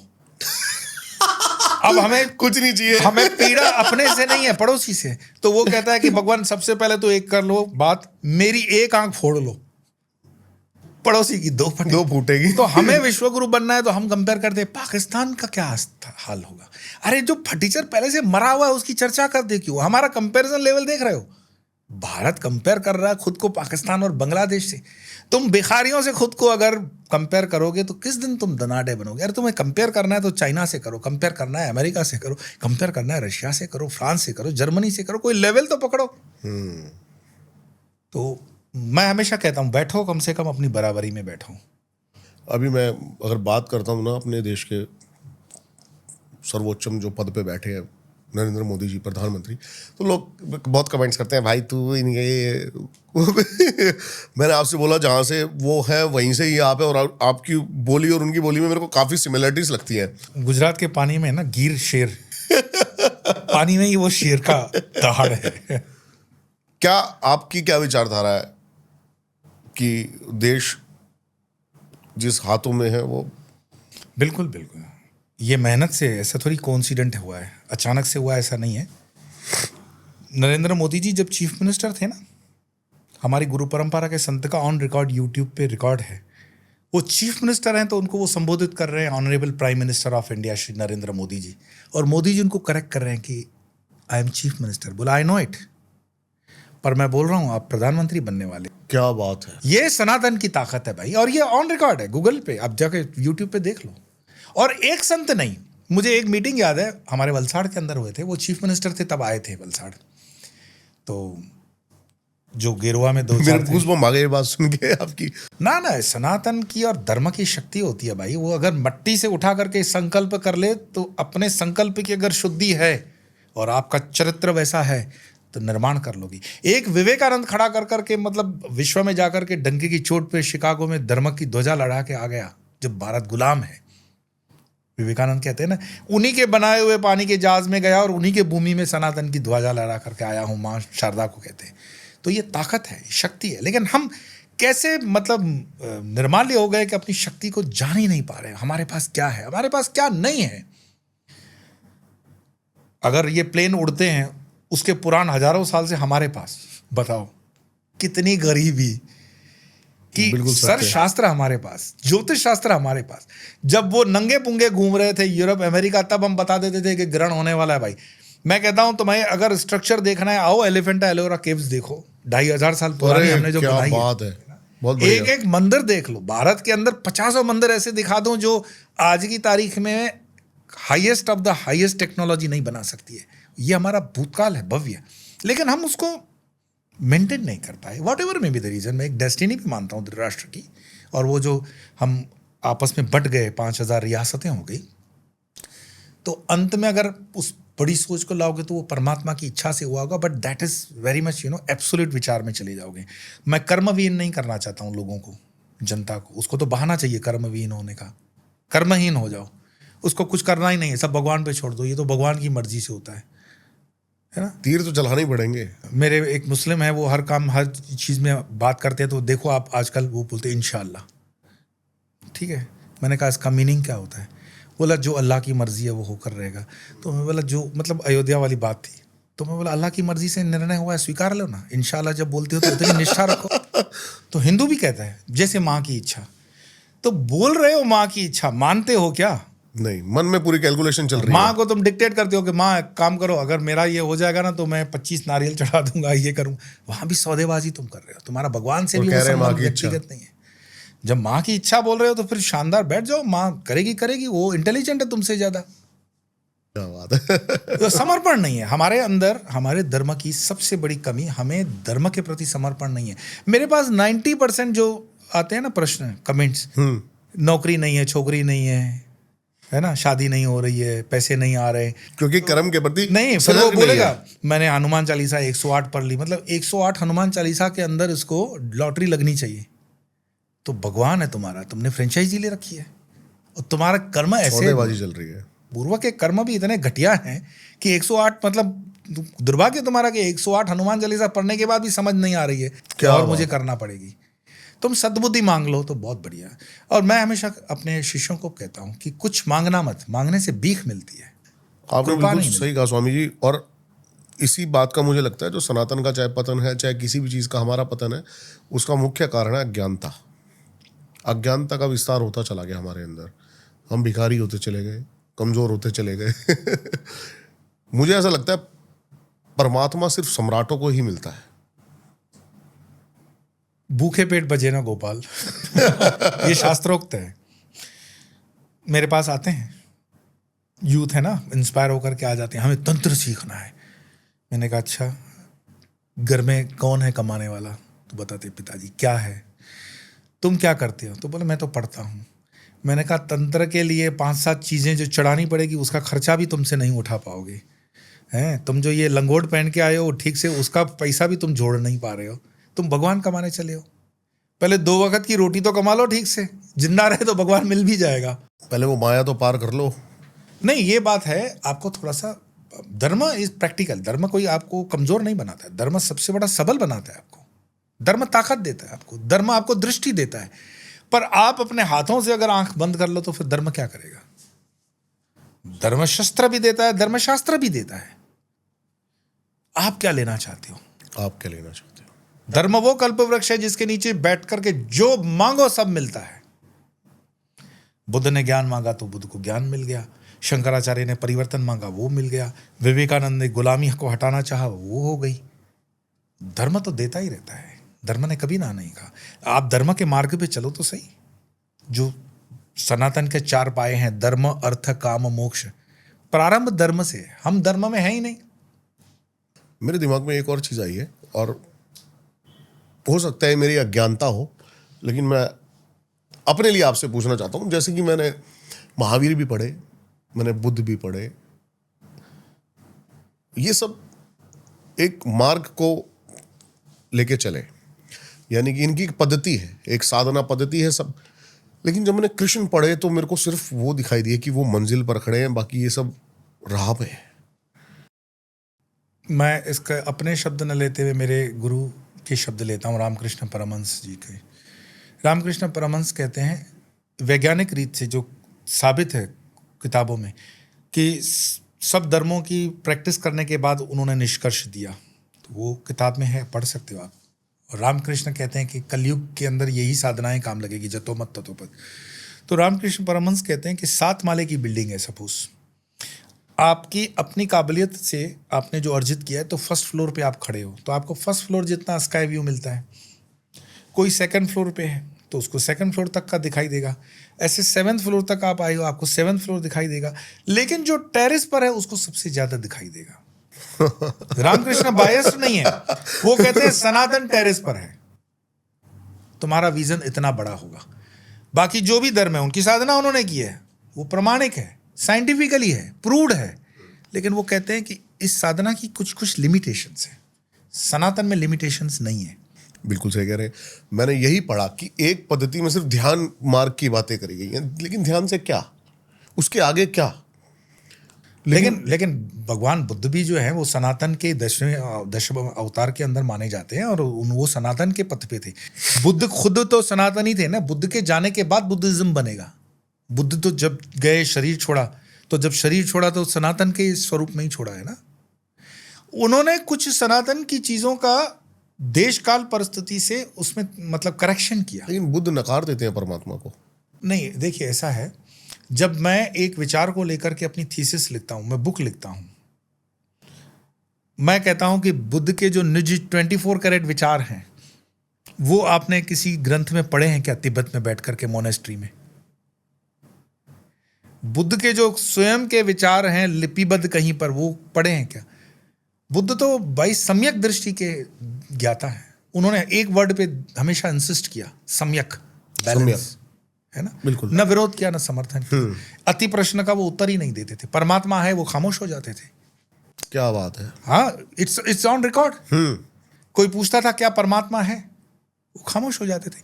और कि इन्हें क्या बताऊं मैं भूखों को परमात्मा है नहीं, इसमें ओशो बहुत रोचक स्टोरी बता देते हैं, और मैं ओशो का बहुत प्रशंसक हूँ। मैं उसी की बात पे आने वाला था। हाँ जी। तो ओशो ये स्टोरी बताते हैं कि आनंद खड़े हैं, और ओशो के बताने का तो लहजा ओशो का ही है। आनंद खड़े हैं और भगवान बुद्ध आज मतलब ज्ञान देने के लिए पेड़ के नीचे बैठे हैं। तो सुबह सुबह से कोई उनके पास आया, तो बोले भगवान मेरा एक जिज्ञासा था, क्या परमात्मा है? बुद्ध कहते हैं नहीं है। वो चले जाता है। आनंद सुन रहा है। दूसरा व्यक्ति आया, बोले भगवान मैंने बहुत देख लिया, बहुत पूजा परमात्मा पाठ कर नहीं ली, भगवान नहीं है। बुद्ध बोलते कहते हैं भगवान है। वो भी चला गया। तीसरा व्यक्ति आता है ओशो के शब्दों में, वो कहता है कि भगवान मैं अभी मतलब कभी पूजा करता हूं, कभी मन इधर होता है, मैं समझ नहीं पा रहा हूं भगवान है कि नहीं है, तो आप मुझे बताओ भगवान है कि नहीं है। बुद्ध शांत हो जाते हैं, कोई उत्तर नहीं दिया। शाम हो गई, आनंद उनकी सेवा में है। बोलते भगवान मुझे एक बात समझ में नहीं आई, आपने कंफ्यूज कर दिया, तीनों प्रश्नों के उत्तर आपने अलग दे दिए, व्यक्ति आप हैं, इसमें कंफ्यूजन क्या है। अब इस चीज को गैर से आप भी समझोगे तो समझ जाओगे, क्योंकि बात है देश काल परिस्थिति और पात्रता के ऊपर, कौन किसके लायक है उसको उतना ही बताओ। वो आनंद को कहते हैं कि जो पहला व्यक्ति आया जिसने कहा कि भगवान है, अगर मैं हां बोल देता हूं तो उसकी यात्रा रुक जाती। भगवान है नहीं, भगवान हो रहा है। नदी बह रही है, नदी है नहीं, आप ये नहीं बोलोगे ये गंगा है, गंगा है बोलते ही वो पानी आगे निकल गया। गंगा है, प्रवाहित है, सनातन प्रवाहित है। तो धर्म जो रुक गया वो सड़ेगा, गलेगा, बदबूदार बनेगा। इसीलिए मैंने उसे कहा कि भगवान नहीं है, तो ताकि वो यात्रा में लग जाए वापस। और जिसने कहा नहीं है उसकी भी यात्रा रुक सकती थी, पर जो तीसरा व्यक्ति था वो यात्रा में ही था।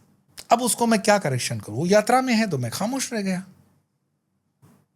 तो भगवान बुद्ध के जिन सिद्धांतों की आप बात करते हो, अगर वास्तव में भगवान बुद्ध के वचन को आप पढ़ोगे 24 कैरेट गोल्ड, तो आपको वो ऑथेंटिक सोर्स से पढ़ने हैं, ना कि उठाई गिरों के पीएचडी करने वाले सोर्सेस से। नहीं, वो तो अपनी मन मर्जी से कुछ भी लंपटगिरी करके लिख देगा, वो क्या सब मान्य होगा क्या? भगवान के शब्द हैं, भगवान की लेवल से समझो और उन संतों से समझो जो उसकी धरोहर को संभाले हुए हैं। तो मेरा तो बहुत लामाओं से और वो होता है, मैं बहुत मतलब ऋणी भी हूँ उस चीज़ का कि बहुत कुछ से समझने को मिलता है। एक प्रश्न ऐसा भी आया, ये प्रश्न मतलब आपके जीवन में किसी ने नहीं उठाया होगा, कि भगवान के होने न होने पर भगवान बुद्ध स्पष्ट नहीं है। स्पष्ट नहीं है ना, है तो है भी नहीं बोलते, ना भी नहीं बोलते।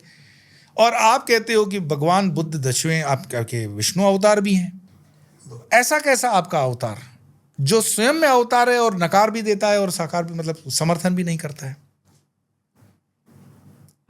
तो प्रश्न तो अपनी जगह पे सही है।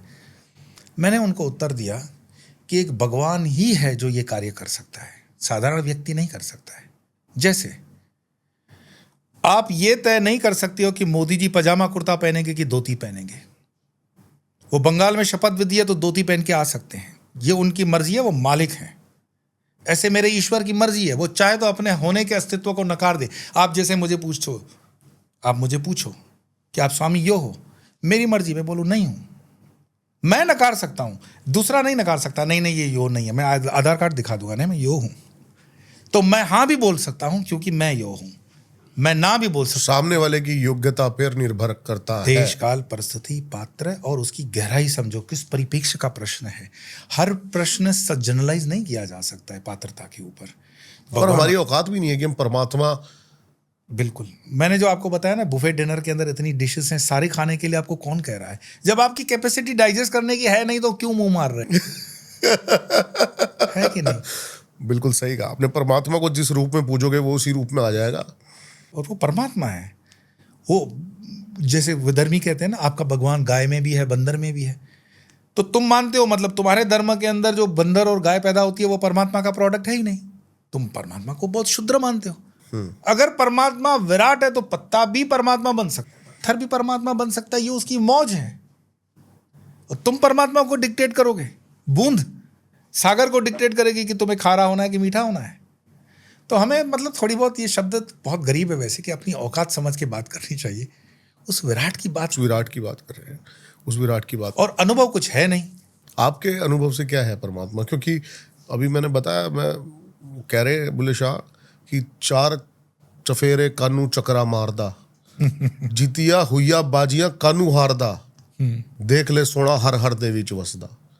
कहाँ घूम रहा है इधर उधर, बैठ जाए एक जगह, वही मिल जाएगा। वो है ना, कबीर के भी यही शब्द मिलेंगे आपको। काबा में क्या, काशी में क्या, तेरी परस्तिश होगी सब जहाँ, है ना।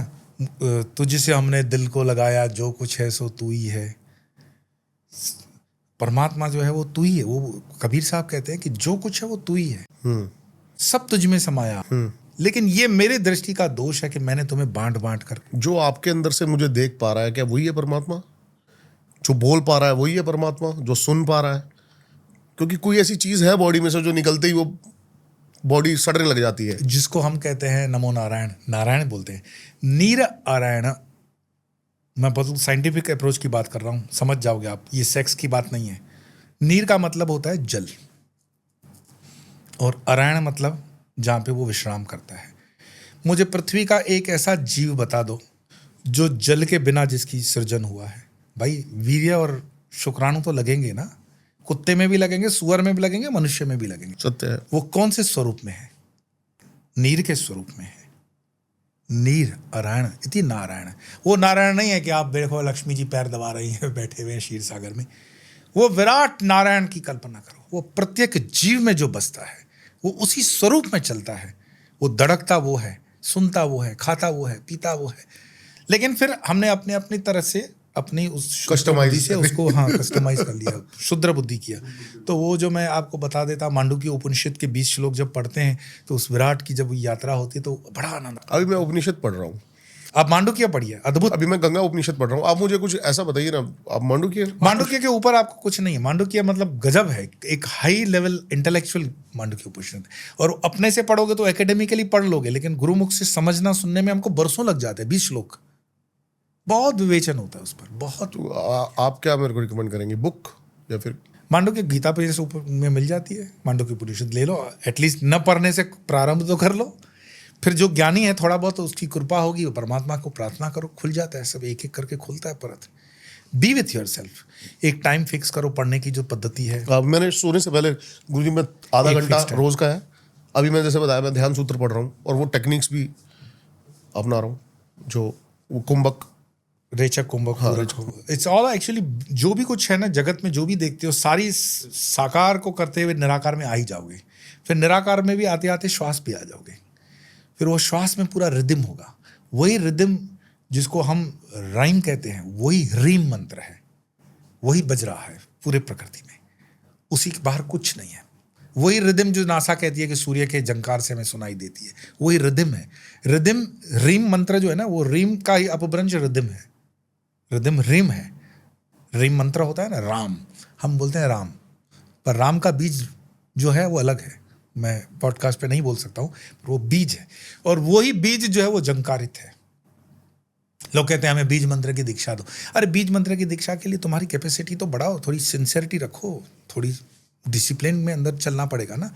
ये कुछ थोड़ी है कि एक शेल्फ पे उठाया और फ्रेंचाइजी लेके चले गए कि कर सकते हैं। एक और सूत्र है परमात्मा को पाने का, पता नहीं कितना सत्य है कितना गलत है। हमारे सनातन में या फिर हमारे तंत्र में इसको भैरवी साधना का नाम दिया गया है। ओशो को पढ़ो तो आप सेक्स से समाधि है। पर्सनली बताऊं तो मैं अभी बहुत ज़्यादा इन्वॉल्व हूँ इस रिचुअल में। तो मैं ओशो से संबंधित ये आपका तथ्य जो है ना सत्य में बता दे रहा हूँ। ये ग्वालियर टैंक बम्बई की वारदात है।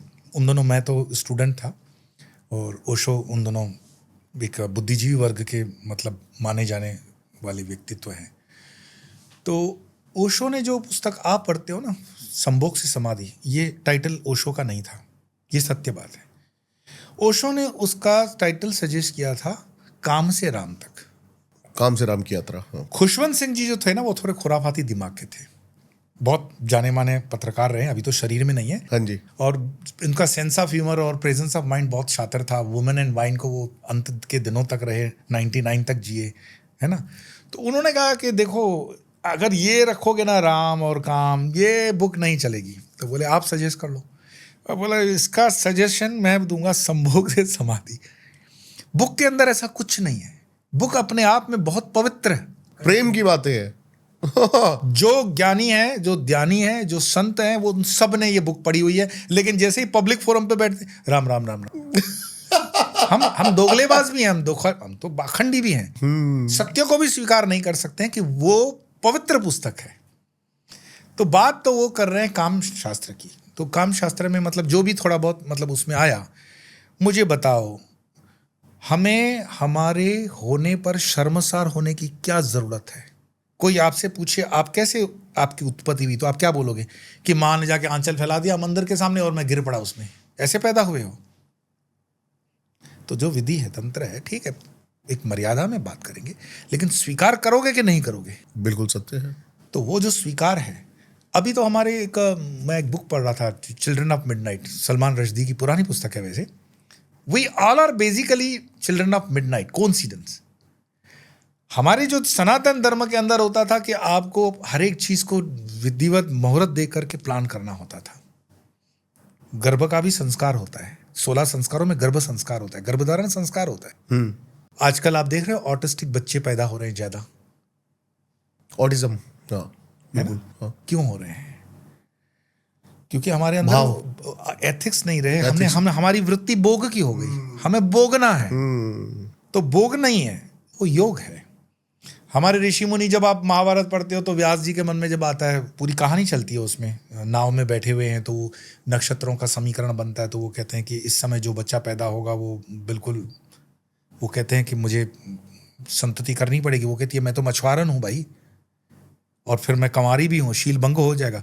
वो कहते हैं उसकी चिंता छोड़ दो, मेरे पास उतना अध्यात्म का पावर है, परंतु ये जो बच्चा पैदा होगा, मतलब एक आने वाले हजारों वर्षों तक गाथाएं उसकी गाई जाएगी। तुम सहयोग करो। अब वो सहयोग मांग रहा है, काम क्रीड़ा नहीं मांग रहा है। तो पढ़ने वाले कम्युनिस्टों ने उसको अपभ्रंश कर करके जैसे पढ़ाया। 70 साल इस देश का दुर्भाग्य कि हमारे जितने भी एजुकेशन मिनिस्टर रहे वो भी किसी काम के नहीं रहे। हमारी एजुकेशन जो पॉलिसी रही वो भी हिंदुओं के तो विपक्ष में रही है। मैंने जो पढ़ा था ना स्वामी जी, वो हिरण्याक्ष और हिरण्यकशिपु था, वो जब वो लेडी उनके पास आती है तो उन्होंने कहा संदेह का समय सही नहीं है। ये बहुत महत्वपूर्ण चीजें हैं। तब जाके हिरण्यकश्यप पैदा होता है। वो कहता है कि जो भी पैदा होगा वो राक्षस ही होगा। अच्छा, मेरी एक खुद का रिसर्च करना मेरी हमेशा हॉबी रही है। तो जन्म कुंडली वगैरह जब स्टडी के लिए आती है, हाँ जी, हाँ जी। जो वो SOS केस होता है ना, कंसल्टेशन वगैरह ना बोलने के बाद भी जब आ ही जाता है, तो फिर आश्रम चलाने के लिए भी हमारे बच्चे हैं तो व्यवस्था में लगता है, तो महीने में एक आध बार कंसल्टेशन वाली वो लेते हैं, तो उसको हम देखते हैं। हैवी डोज होता है वो हमारे लिए, पैसे मिलते हैं पर मेहनत भी करनी पड़ती है। तो फिर उसका सारा समीकरण देखते हैं कि अमावस्या की पैदाश है या पूनम की है, कहाँ कौन से घर में कौन सा बैठा, उसके पैरामीटर्स को देखते हैं। फिर वो तो कुछ नहीं बताता, वो तो उसने टाइम बताया, डेट बता दी, बात खत्म हो गई। तो वो जब चीज़ उसको बताते हैं कि भाई इसमें ये चीज़ कैच है, तो कहते हैं है तो सही। मैं लर्निंग पॉइंट ऑफ व्यू बताता हूं। जब किसी बच्चे का आध्यात्मिक आह्वान आप करते हो, स्पिरिचुअल गर्भ संस्कार से, तो गर्भ धारण करने से पहले उसके 40 दिन पहले से विधि चालू हो जाती है। मतलब उसके 2 पीरियड साइकिल लेडी के पहले से प्लानिंग होती है। उसके खान पान पर ध्यान दिया जाता है, उसको टाइमिंग दिया जाता है। और ऐसे कोई एक संस्था नहीं है, कई संस्थाएं हैं जो ये काम कर रही हैं और जेन्युइन कर रही हैं। बाकी तो देखो हर चीज में मिलावट, तो नकली नोट है, वो तो अपने विवेक से आप कर लो। बाकी अच्छी संस्थाएं काम कर रही हैं। कुछ संस्थाएं तो RSS से जुड़ी हुई हैं, वो भी कर रही हैं। तो उसमें वो बताते हैं 2 महीने पहले आपको कि आप प्लान कर सकते हो, ये है, इस तरह से चलो, ये आपके नियम होगा, थोड़ा सा ये आपकी प्रेयर्स का टाइम होगा, खान पान ऐसा होगा। वो बच्चे हम देखते हैं पैदा होते हैं। हम मतलब उन बच्चों से मैं मिलता हूँ जो कैलेंडर से पैदा होते हैं। उनके अंदर एक कण अलग होता है रोशनी का, उनका ग्रेस्पिंग पावर, उसकी अंडरस्टैंडिंग, उसकी डेप्थ। और वास्तव में जिस संतान को हम चाहते हैं ना, संस्कारी संतान हो, वो एक तरीका है। बाकी तो आपने बस जब मन किया पैदा कर लिया। तो चिल्ड्रन ऑफ मिडनाइट, वो तो कुत्ते बिल्ले भी पैदा होते हैं। वो 2 टांग वाले हैं, वो 4 टांग वाले, यही फर्क है। देश के लिए लाइबिलिटी है, कोई आपके लिए कोई बहुत बड़ा असेट वैल्यू नहीं देते। क्वालिटी अगर करना है, एक संतान पैदा हो, लेकिन उसको प्लान करो ठीक से।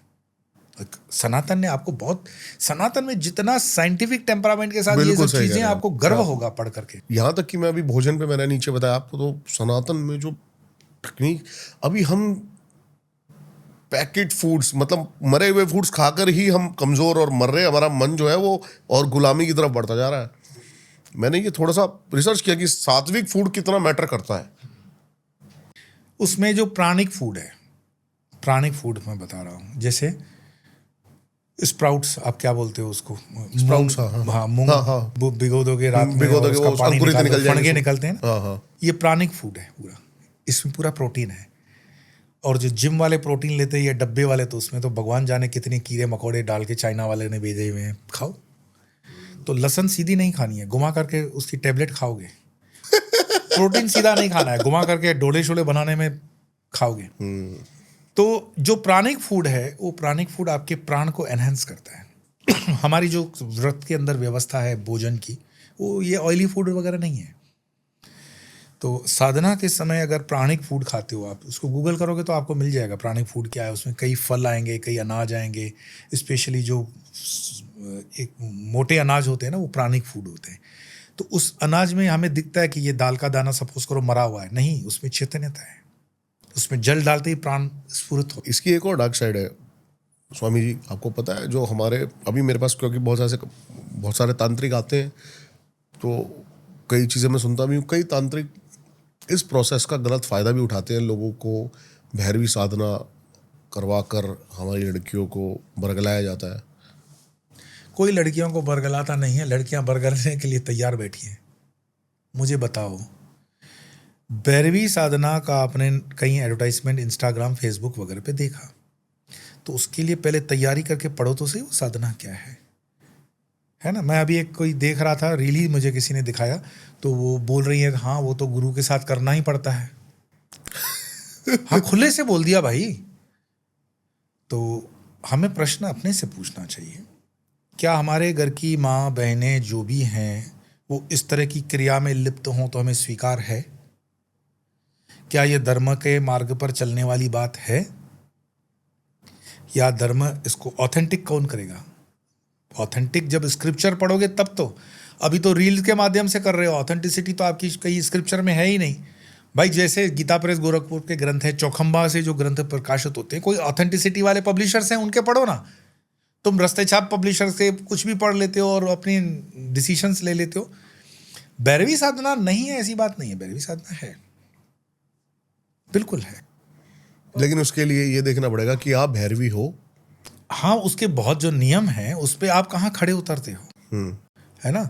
बाकी तो बताया कि नहीं है, वो भैरव भी फिर मॉडल आपका चेंज हो रहा है हर 6 महीने में, तो आप मतलब लस्टफुल हो। भैरवी साधना में काम सूत्र का कोई लेना देना नहीं, उसके कामुकता के साथ कोई लेना देना नहीं है, लेकिन उस एनर्जी को बड़े विस्तार में यूज करके ब्रह्मांड की, क्योंकि वो ऊर्जा मैंने बताया निरारायण, वो नारायण से जुड़ी हुई ऊर्जा है ना। आप नारायण से एक हो रहे हो, शिव शक्ति एक हो रही है।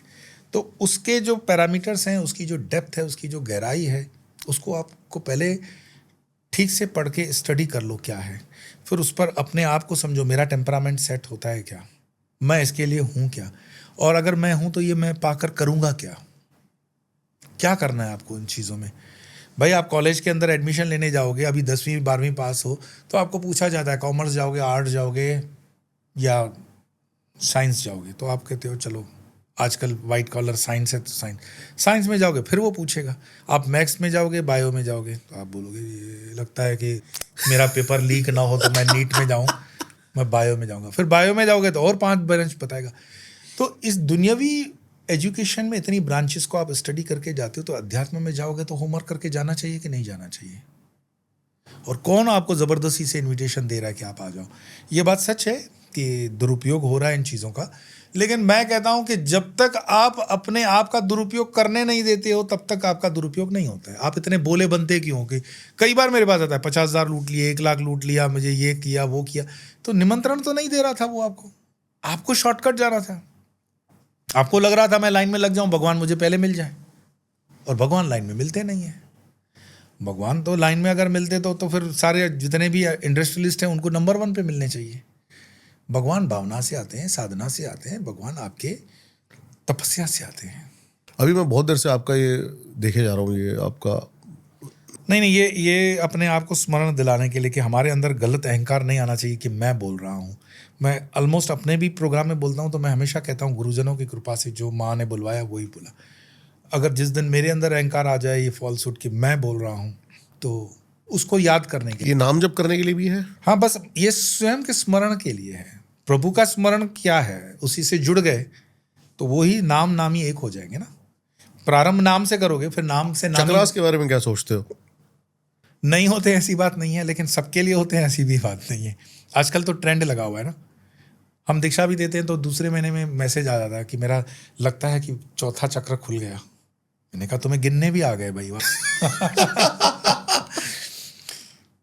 इधर इशारे से वो बताएगा इधर मुझे कुछ हो रहा है, किसी को इधर हो रहा है, किसी को इधर रोशनी दिख रही है, किसी को इधर हो रहा है। मैंने कहा ज्यादा ऊपर मत जाना, निकल जाओगे। ओशो की एक वीडियो है, वो ऐसे हाथ लगा रहे हैं और चक्रास ओपन हो गए। ये शक्तिपात, जिनके पास शक्ति है वो शक्तिपात के माध्यम एक से बार करते में हैं। डिपेंड करता है कि सामने वाला तैयार कितना है और देने वाला कौन है।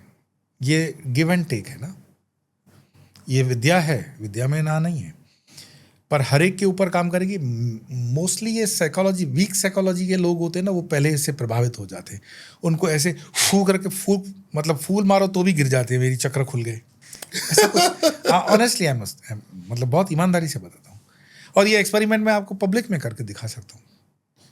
तो 70 से 80% ये कमज़ोर मानसिकता वाले लोग होते हैं, ये बहुत डीले डाले होते हैं, तुरंत यही फंसते हैं ज़्यादा। और मुझे डीले डाले पसंद नहीं है, मैं तुरंत बोल देता हूँ अभी टाइम लगेगा बेटा, जाओ तुम तो 1.25 लाख जो है ना हनुमान चालीसा करके आ जाओ। मुझे पता है ये 1000 भी कर ले तो बहुत बड़ी बात है। क्या चाहते हो आपकी, कैसे लोग आपसे जुड़े, कौन लोग आपके पास आए और क्या होगा लोगों का उद्धार? नहीं, लोग तो जुड़े हुए, ऐसी बात नहीं है। दुनिया भर के करीब 150-160 देशों के अंदर भगवान की मैं चाहता हूँ आपसे लोगों का समाधान तो हो, जो भी आप कंसल्टेंसी देते हो लोगों को। देखो, भूख अगर मुझे लगी है तो भोजन मुझे करना पड़ेगा, प्यास मुझे लगी है तो पानी मुझे पीना पड़ेगा। परमात्मा आपको पाना है तो यात्रा भी आप ही को करनी पड़ेगी। गुरु मात्रा आपको इंगित कर सकता है। मैं हम लोग कनेक्ट, यहाँ चला जा गूगल मैप, कैटलिस्ट हैं हमारे। कैटलिस्ट का मतलब समझते हो, केमिस्ट्री के अंदर होता है कि उसके होने से क्रिया हो जाती है। तो गुरु गोविंद दो खरे काके लागे पाऊँ, वो है ना, वो बलहारी में गुरु की। तो गुरु की उपस्थिति में आपको परमात्मा का अनुभव होता है। गुरु परमात्मा नहीं है, लेकिन परमात्मा से ज़्यादा इसीलिए रखा कि उसकी उपस्थिति थी, तभी तो परमात्मा का दर्शन हुआ। लेकिन करना तो आपको खुद स्वयं से करना पड़ेगा। ऐसे ही शॉर्टकट मेथड में मत जाओ कि भाई हाथ सर पे हाथ रख दो मुझे ब्रह्म ज्ञान हो जाए, सर पे हाथ रख दो पैसे आ जाए, सर पे हाथ रख दो तबीयत ठीक हो जाए। ये होता है ना, नहीं है, बट ये क्या ज़रूरी है? आप समर्थ हो ना, अपने आप में खड़े हो जाओ ना, क्या दिक्कत है? कौन मना कर रहा है आपको? अपने जीवन के आधे घंटे से प्रारंभ करो, और 1.25 घंटा 1.5 घंटा दे दिया बहुत है। गृहस्थी के लिए 1.25 घंटा 1.5 घंटा क्लास क्वालिटेटिव, ऐसे नहीं नींद रह रहे हो, खराटे ले रहे हो, ऐसे नहीं। थोड़ा सा रहो, खान पान थोड़ा बैलेंस करो। मैं वो भी नहीं बोल रहा हूँ वेज नॉन वेज, बैलेंस करो, सम्यक, न अति न लघु। नींद ठीक रखो। गीता एक ग्रंथ है, प्रमाणिक ग्रंथ। गीता को अपने जीवन का अभिन्न हिस्सा कर दो। गीता में जो है वो जगत में, जो जगत में वो गीता में, बाकी जो नहीं है वो किसी कहीं पे भी नहीं है। गीता सर्वोपरि है, गीता के बाहर कुछ नहीं है। जबकि गीता वैष्णवों का ग्रंथ माना जाना चाहिए, और मैं शिवाइट हूँ। पर मुझे अगर अभी मेरा जीवन पूरा गीता ही को समर्पित है, और गीता जब से मेरे जीवन में आई है, गुरुजी आप यकीन नहीं करोगे, मैं तो रोज ऐसे चमत्कार देखता हूँ कि वो बैठ के रोता हूँ कि ये कैसे हो सकता है मेरे साथ। उन 700 श्लोकों में भी कुछ श्लोक आप सेलेक्ट करो अपने पर्सनल। वैसे तो देलिया पाठ कर सकते हो। मैं बताता हूँ थोड़ी सी अपनी पर्सनल चीज। मैंने गीता पढ़ी, और ज्यादा प्रेम योग, भक्ति योग, ज्ञान योग, लेकिन मैंने जब गीता का अंतिम श्लोक सुना ना, वो पैरों तले जमीन निकल गई एकदम। कृष्ण ने कहा कि जो भी मैंने अब तक सब बताया सब भूल जा, केवल मेरी शरण में इस प्रकार आ, मामेकम शरणं व्रज, खत्म। अहम तो सर्व पापेभ्यो मोक्षयिहार। सर्वधर्मान् परित्यज्य मामेकम शरणं व्रज। ये गीता पर एक मेरा लेक्चर हो रहा था, चलो चलते चलते बात ही कर लेते हैं गीता पे। तो जो पढ़े लिखे स्टूडेंट होते हैं ना, वो आपको घेरते हैं। तो बताया कि स्वामी जी गीता पढ़ने से ज्ञान आता है? आता है। गारंटेड आता है? मैंने कहा गारंटेड नहीं आता है। तो बोले फिर पढ़ने का क्या फायदा? मैंने कहा मैं जो उदाहरण दे रहा हूं उससे तुम सहमत हो जाओगे। भगवान व्यास ने धृतराष्ट्र को फैसिलिटी दी कि तुम्हें महाभारत लाइव देखना है, तो धृतराष्ट्र ने बोला रहने दो, पूरा जीवन भर तो देखा नहीं, एक काम करो संजय को दे दो दृष्टि, संजय बताता जाएगा, मैं सुनता जाऊंगा। तो गीता कौन कौन सुन रहा है? गीता का संवाद किसके बीच में है समझना। अर्जुन है, कृष्ण है, संजय है, धृतराष्ट्र है, और 5वां कौन है? ये सनातन के मूल प्रश्न है। 5वां जो ध्वज पे हनुमान है वो भी मारुति है। तो 5 है, पर 4 तो प्रत्यक्ष है। ठीक, अब पूरे 700 श्लोक संजय उसको नरेट करके बता रहा है धृतराष्ट्र को। प्रथम श्लोक में ही है धृतराष्ट्र उवाच मामका वाला कि मेरे कौरव पांडवों का क्या हो रहा है मुझे बताओ, धर्म क्षेत्र कुरुक्षेत्र समवेता युद्धसव। और बिल्कुल अंतिम श्लोक संजय उवाच यत्र योगेश्वर कृष्णो यत्र पार्थो धनुर्धर तत्र श्री विजयो भूति ध्रुवा नीति मतिर मम। हे राजन, मैं इस ध्रुव मत से कह रहा हूं कि जहां पर कृष्ण है और अर्जुन है वहां पर श्री भी रहेगा, विजय भी रहेगा। मतलब उसने मैच डिक्लेयर कर दिया कि ये जीतेगा। तो धृतराष्ट्र को अकलमंदी नहीं है, उसको क्या करना चाहिए पहली बार में ही कि संजय दौड़ उसको बोल दे पीस ट्रीटी यार।